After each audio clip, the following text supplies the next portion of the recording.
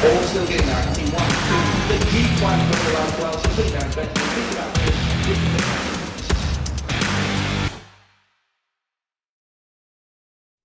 G'day punters, welcome to the MacBet NRL Grand Final preview. The great man Cory France is back on camera for the first time in a while after a stellar season. Cory, how you going, mate? And how you feeling about the big game? Yeah, I wouldn't say I'm that excited to battle the West down to Sydney. I would love to see Brisbane finish the year strong, but they did anything but. So, yeah, I think the last video we had, they were probably actually flying at the time. So, no, it's good to jump back on board and talk the big dance. Absolutely. And before we get into that, it's been, like I said, a stellar year for you. I've never seen anything like it. You've picked up 188 units profit over the season, winning it around 25%. The graph just goes like that. You couldn't be happier with how you've gone this year, mate. It's been a rare time to even have a losing week. The graph looks like a bit of a raw job. It's that it's Yeah, that linear. It's it does. Yeah, it's when you compare it to, I guess, last season where it was in a hole early and then we caught back up a lot and it was just a massive valley. So, yeah, and no, its results have been great. Probably helped by the privilege of having a lot more range in markets that we can sort of take a bit of an edge on. I guess in terms of the start of the season, we had a lot of markets where I was a bit cautious to probably play into. There were massive edges compared to when the markets got a bit sharper towards the end of the year, but yeah, I think in hindsight, I wish I had probably gone a little bit harder at the start of the year. Would have obviously all good in hindsight, but Yep. that's just the reality of it. So now it's been good. So yeah, can't Yeah, it's complain. good. And your bread and butter has been really the player performance markets and the player prop bets. I know you've been sprinkling across the likes of sort of Tab, Top Sport, maybe a couple of Bet365 prices in there, but yeah, I guess you'd say that's probably been your most successful markets. Yeah, for sure. Like there's obviously the player performance are probably quite new to this year, but even in the group most tackles and group meters and those sort of markets, yeah. While those, like I said, like while those markets have gotten sharper as the years gone on, and I guess the teams that have haven't changed their lineups week to week, so your Penriths and those sort of teams, it's been harder to find edges there, but. Yeah, being on top of those games where like the Tigers and Bulldogs and Broncos, where they're constantly changing those lineups and sort of predicting, I guess, the proactive nature of it. It's been quite beneficial, and yeah, we've had some big collects at some decent odds in a few of those matches as well. Yeah, it never ceases to amaze me how you managed to find a price on the NRL. Something's $20 plus. I thought that was reserved to racing only, but yeah, absolutely love to see it. But season 2022, how do you? I know at the start of the season you were sort of tipping the Storm a little bit, but you didn't have a really strong opinion. You know, how's the season panned out, as in club results wise? Yeah, Melbourne pretty heavy early on. Then they had Pappenhausen had a pretty major injury there before he came back, and then got injured again. Yeah, I think they had an easy run at the start of the year too, which it all panned out. I think they were second for most of the first half of the year there behind Penrith, and then Penrith went on a massive run. They're pretty much unbeatable for the minor premiership, and that Yeah, eventuated there. I think it was about the middle of the year when Rabbitohs were pretty much in a hole. The Latrell was in the US and hadn't played a game for them, and I think they got out to a nice price of about $41. Pretty keen on them then, and yeah, in hindsight, that proved pretty well, obviously yeah, until last week. So um, I think it was about middle of the year too. I was potting Brisbane and Cowboys, and obviously one of those turned out to be true. But yeah, yeah, Cowboys just kept going from leap to leap, and I reckon probably at the start of the year I would have had it near the last or second last. So yep. pretty huge year for them to go as deep as they did. And I think until less than 10 minutes to go, they were up by 8 last week. So probably stiff not to make the grand final. Yeah. Um, I guess probably a few of the obvious ones. I thought Knights would go pretty poorly. They did. The usuals, Tigers, Warriors, Titans, they all sort of did as well. So yeah, no, I think for the most of it, yeah, all went as expected. Futures probably a chop out in the end in terms of trading along the way, but yeah, definitely some lessons learned. For sure, yeah, and we touched on the Rabbits there. They were pretty confidently beaten by the Panthers the other week. I was definitely cheering the Rabbits. I struggled on Saturday. Every team I was cheering went over, so that was a bit painful. But yeah, Penrith come into this $1.37 favourites, and the Eels. I don't think many tipped them to be in the grand final. just managed to get past the Cowboys up there at Country Bank Stadium. Very interesting game, bit of a contentious call with the forward pass, but I thought the Cowboys just didn't look like they wanted it enough. So yeah, this is your grand final. Penrith $1.37, Eels 3.10. The line is 8.5. The total is 38.5. Corey, is from a head-to-head perspective, which way are you leaning?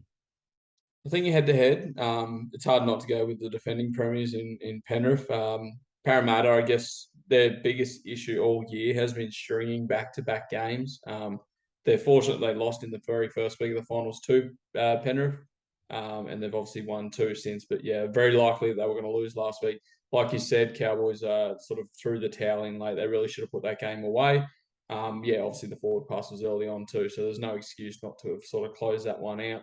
I guess the key point out of this game is uh, both games in the regular season, Parramatta won. So there's not many teams that have that sort of record over Penrith. Yeah. And then I guess the other point is too, obviously week 1 of the finals they both played. Parramatta were up 7-6 when Moses went off for a HIA, and it was all a landslide to Penrith from that point on. So could have easily been 3-0 potentially there. We just don't know. So if there's definitely a burden team that they've got to sort of contentiously deal with, it's definitely Parramatta. So yeah, it's definitely a game they generally get up for as well. So hopefully I guess for the spectacle of viewing, it's a close contest. But yeah, I wouldn't be shocked if Penrith ran away with it. Yeah, absolutely, but maybe not hopeless for the Eels, which would be a good spectacle. As far as first try scorers go, there's the usual suspects at the top of the market. There's To'o, Staines, and Tago there for the Panthers, and Sevo, Blake, and Gutho are there up at the top of the market. But Corey, have you found any value in the first try scorer market at all, or what are you tipping? Yeah, not necessarily any value, so to speak, but I guess the 2 left wingers there for either side, Sevo and To'o, they're both pretty dominant on their edges there, and they come up against well, for one, Charlie Staines is playing on the right hand side for Penrith there, and Taylor May hasn't recovered from his injury, so if anything, that's a boost to Sevo potentially scoring there. And then yeah, on the inverse of that is Wacker Blake on the other wing, and it sort of allows a great opportunity there for To'o to run over the top of him. We saw how dominant he was last week against the Rabbitohs, and so yeah, no shock that I've got them both priced around the $11 mark, and probably the favourites there. I guess on the edges in the back row, and probably the chances of odds there, just the usual suspects again. Isaiah Papali'i and Billy Army Kickow. They're both probably a chance there at I guess a decent price. So. Okay, that's the start of the match. And how about the end? The Clive Churchill medal. Nathan Cleary is your $3 favourite. Dylan Edwards in there at $7.50. Moses is $8. Isaiah Yeo $11. Gutho $12s and $16 and better the rest. Any mail here for the Clive Churchill? I don't think I've seen a shorter priced Clive Churchill, probably maybe since Cameron Smith playing and those sort of prices. So yeah, Wow. Cleary's quite short, but yeah, obvious deserving factor. He's 2 games since coming back from suspension, being quite dominant. So yeah, no surprise there. I guess you sort of got to look at this one in terms of if Para were to win, who's going to be the shining light in terms of getting them over the line. And I think it's probably a surprise packet potentially. So you might get value in someone like maybe Mike Acevo or Papali'i or those sort of guys to maybe score a couple of tries. Yeah. Like the obvious ones like the halves and Gutho and that, they tend to go well, but you're not really getting the right price. I guess from this perspective of Penrith, if there's any potential value, I would have maybe thought Edwards or someone like that, but even he's well priced in that market. He's had a pretty blockbuster season. I think over the years there's always been a few surprise packets here. Someone that comes off the bench potentially, or just has an absolute blinder. Yep. But the problem is you got to also think about these awards and who's voting for them, and Yep. yeah, sometimes it can roll up a few opinions at the end of the game. So not one I'll probably end up having a bet on, but yeah, no, there's a few probably chances there. So.